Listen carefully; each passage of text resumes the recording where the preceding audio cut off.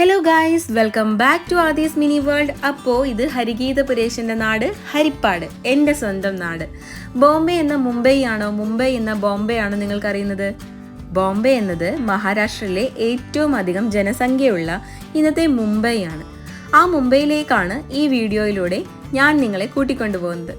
നമുക്ക് ഏറ്റവും പ്രിയപ്പെട്ടവരുടെ ഇടയിലേക്കുള്ള യാത്ര പ്ലാൻ ചെയ്യുമ്പോൾ മുതൽ അത് ജീവിതത്തിൽ യാഥാർത്ഥ്യത്തിലാകുന്ന ദിവസം വരെ എത്ര ആനന്ദകരമായ അവസ്ഥയിലൂടെയാവും നമ്മൾ കടന്നു പോവുക, അല്ലേ?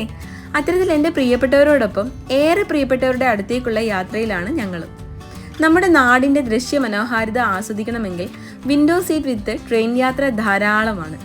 വയലുകളും നദികളും പാലങ്ങളും കുളങ്ങളും അങ്ങനെ എത്ര നല്ല കാഴ്ചകളാണ് കണ്ണിന് കുളിർമയേകാനായി നമുക്ക് ചുറ്റുമുള്ളതെന്നോ. എന്ത് ഭംഗിയാണെന്നോ. ഹരിപ്പാട് നിന്നും തുടങ്ങിയ യാത്ര ഡേ 1 അങ്ങനെ എങ്ങനെയൊക്കെയോ കഴിഞ്ഞു പോവുകയാണ്. കുഞ്ഞും അനിയത്തിയും നിതിൻ ചേട്ടനുമാണ് കൂടെയുള്ളത്. അങ്ങനെ ഡേ 2 പുലർച്ചെ തന്നെ ഉണർന്നു. ട്രെയിനിലെ കുലുക്കവും ഇടയ്ക്കിടയ്ക്ക് ആളുകൾ കയറി ഇറങ്ങുന്നതും ഒക്കെ അസ്വസ്ഥമായ ഉറക്കമാണ് രാത്രിയിലുടനീളം എനിക്കുണ്ടാക്കി തന്നത്.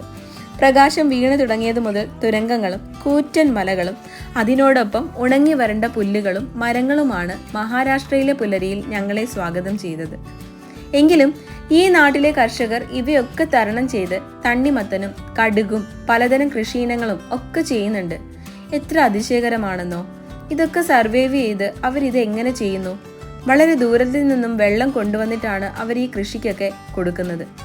അത്രയും ബുദ്ധിമുട്ടിയിട്ട് പോലും അവർ കൃഷി ചെയ്യാൻ മടിക്കുന്നില്ല. എന്നാൽ ഏക്കറുകളോളം പരന്നു കിടക്കുന്ന പച്ചപ്പും ആവശ്യത്തിലധികം വെള്ളവും ഉണ്ടായിട്ടും കേരളീയർ എന്തുകൊണ്ട് കൃഷി ചെയ്യാൻ മടിക്കുന്നു?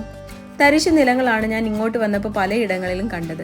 പക്ഷെ അതെനിക്ക് കുറച്ച് വിഷമം തോന്നിപ്പിച്ചു നമ്മുടെ ഈ മുംബൈയിലേക്കുള്ള യാത്രയിൽ.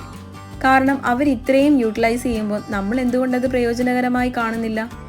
ഇതൊന്നും അനുകൂലമല്ലാത്ത സാഹചര്യമായിട്ടുകൂടെയും മഹാരാഷ്ട്രയിലെ കർഷകർ ഇതൊക്കെ ക്ഷമാപൂർവ്വം ചെയ്യുന്നുവല്ലോ.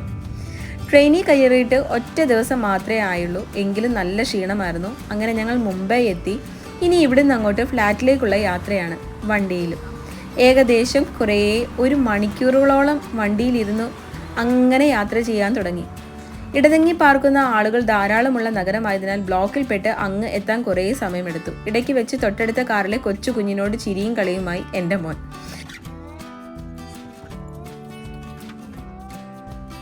ഒരു വൈകുന്നേരം ഞങ്ങൾ നടക്കാനിറങ്ങി. നടക്കാനിറങ്ങിയത് വെറുതെ ഒന്നുമല്ല, അവിടുത്തെ തെരുവോര കാഴ്ചകൾ കാണാനായിട്ടാണ്. ഇനിയിപ്പോൾ എങ്ങനെയൊക്കെ അവിടെ നടന്നെന്ന് പറഞ്ഞാലും ആരും ശ്രദ്ധിക്കാനില്ല. ഇടയ്ക്കൊരു കുൽഫി വാങ്ങി കഴിച്ചു.